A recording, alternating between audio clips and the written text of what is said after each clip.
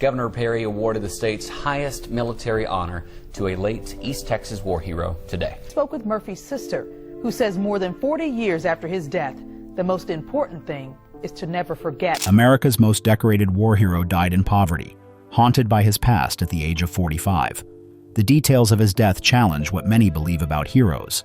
You may know about Audie Murphy, a young Texas farm boy who became the most decorated soldier in World War II. He won the Medal of Honor, became a Hollywood star, and seemed to achieve the American dream. However, that view is misleading. For years, a mystery has surrounded what happened to America's golden boy after his fame faded. Today, we are uncovering the truth, and it is much darker than anyone realized. The legend that America built. Let's take a look at where it all started. It's 1925 in Hunt County, Texas, in a rural area where families live in one-room shacks without access to electricity or running water. This is where Audie Leon Murphy was born, the seventh of 12 children in an impoverished family. When his father left, no one could afford to look for him. By the time Audie turned 16, his mother had died from an illness they couldn't pay to treat, leaving him to take care of his younger siblings. Audie was 5 feet 5 inches tall and weighed approximately 110 pounds. He looked so small that a strong wind could knock him over. However, when World War II started, Audie saw joining the military as his only way out of poverty. There was one problem. The Marines looked at him and laughed, saying he was too small, too young, and too weak. The Navy rejected him too. The paratroopers wouldn't even consider him. Finally, the Army was desperate and accepted him, but only after his sister helped him lie about his age. Then, the story takes an unexpected turn. This small kid became a fierce fighter in Europe. His combat actions were so impressive that they seemed like they were from a comic book, but they were real. In Sicily in 1943, Murphy had his first real combat experience. While others were still learning to load their rifles, Murphy showed the calm needed in battle that would make him famous. His commanders noticed that this quiet Texas boy had something special about him. Next came Italy and the horror of Anzio in 1944. Murphy's best friend, Laddie Tipton, was shot in the head by a German sniper right in front of him. Murphy lost it. He grabbed a carbine and began tracking down German positions, taking them out like it was a deadly game of hide and seek. When it was over, the number of dead was so high that his officers couldn't believe it. The moment that made Murphy a legend happened in France on January 26, 1945. His company faced 240 German soldiers and 6 tanks near a small town called Holzwihr. His men were falling back, hurt and scattered. Any sane person would have retreated, but Murphy climbed on top of a burning tank destroyer and used its machine gun to hold off the Germans. For over an hour, this 110-pound kid stood exposed on a burning vehicle, taking down German soldiers. The metal burned his feet through his boots. He heard ammunition going off inside the burning tank but didn't move. When it was over, there were over 50 dead German soldiers in front of him. 1 soldier, 1 burning tank, and 50 dead enemies. This brave act earned him the Medal of Honor, but it was just one day in a war where Murphy collected medals like baseball cards. By the end of the war, he had earned 33 military decorations, including every major combat award possible. He had been wounded 3 times, confirmed the kill of 241 enemy soldiers, and became the most decorated soldier in American military history. The skinny kid from Texas had turned into a true American hero. Hollywood quickly became interested. Murphy's autobiography, To Hell and Back, became a bestseller, and Universal Studios wanted him to star in a film adaptation of his life. The 1955 film became Universal's biggest hit until the release of Jaws 20 years later. Murphy moved from being a war hero to a movie star, making 44 films over the next 2 decades, mostly westerns, where he often played the same kind of character, the quiet hero who always outsmarted the bad guys. The problem nobody wanted to see. Audie Murphy appeared to have everything.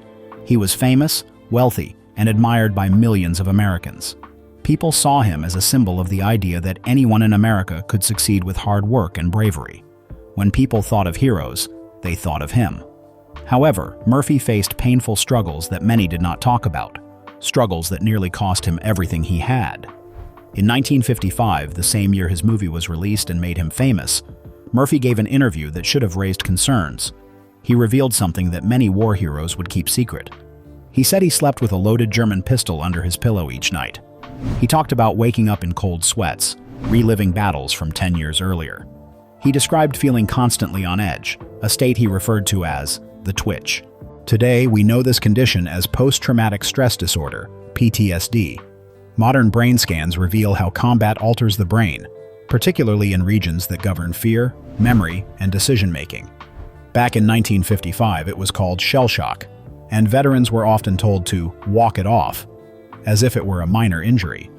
The societal attitudes towards mental health at the time made it difficult for Murphy to seek the help he needed. Murphy could not just walk it off. He had endured nearly 3 years of combat. He watched friends die and killed many people himself.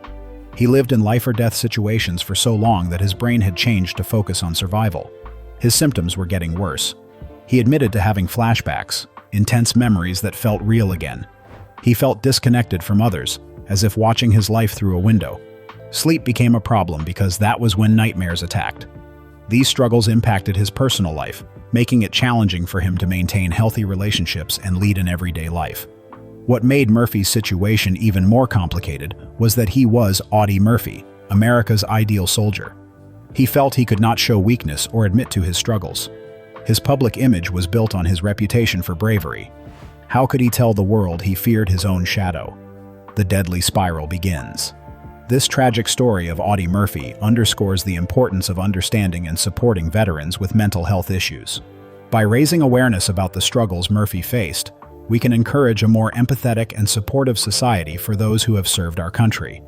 When a person's brain has trouble handling trauma, it often turns to unhealthy ways to cope. For Murphy, this meant gambling. He didn't just place a few bets. He fell into a severe gambling addiction that ruined his life. Research in neuroscience helps explain this behavior. PTSD affects the brain's reward system, which is also what addiction targets. As a result, the brain seeks anything that can ease feelings of fear and emptiness. Gambling gives a rush of adrenaline, offering a temporary escape where one can feel alive and in control again. Murphy got deeply involved in horse racing. He bought and bred racehorses and placed large bets on many races. He also invested money in oil projects and real estate, looking for quick profits and excitement. Unfortunately, his judgment was impaired by years of combat stress. Studies show that 75% of people with PTSD develop some addiction. This response is not about weakness. It's the brain's way of trying to numb intense psychological pain. Murphy turned to risky behavior and thrill, just as other veterans might turn to alcohol or drugs. The numbers are shocking. By the mid-1960s, Murphy was losing money faster than he could make it. Court records from his 1968 bankruptcy show that he owed over $400,000, equivalent to approximately $3 million today. This wasn't just bad luck or poor choices. It was a damaged brain desperately trying to feel normal again. Gambling created a vicious cycle that felt impossible to break. The more money he lost, the more he wanted to recoup his losses. The more desperate he got, the bigger the risks he took. And the bigger the risks, the more money he lost. It became a downward spiral disguised as fun. The hero trap. Audie Murphy's story highlights the complex challenges that war heroes face, particularly in terms of their mental health. Even though people celebrated him as America's strong war hero, Murphy struggled with severe PTSD and a gambling addiction that caused personal issues.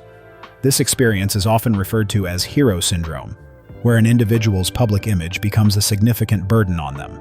Murphy was expected to be the perfect soldier, brave, tough, and independent. This pressure was tremendous, as he had to act like a confident movie star and decorated veteran in public while secretly battling insomnia, trust issues, and the adverse effects of gambling. In the 1960s, Murphy tried to highlight the problems veterans face and was one of the first to speak out for mental health support in this community. Sadly, many people ignored his messages, as society liked to see its heroes as perfect and without problems. His fame, which created his identity, also added to his pain. Every time people called him a hero, it reminded him of his struggles. The gap between his public image and private reality became harder for him to manage. The final answer. Audie Murphy's story isn't just about PTSD, gambling addiction, or financial problems. It's about how all these issues are connected, creating a storm of destruction. His combat trauma made him prone to addiction. His addiction ruined his finances. His heroic image stopped him from getting help. Society's expectations kept him trapped in a cycle he couldn't escape. This shows the danger of idolizing heroes instead of supporting real people. Murphy's brain changed because of the years spent in combat.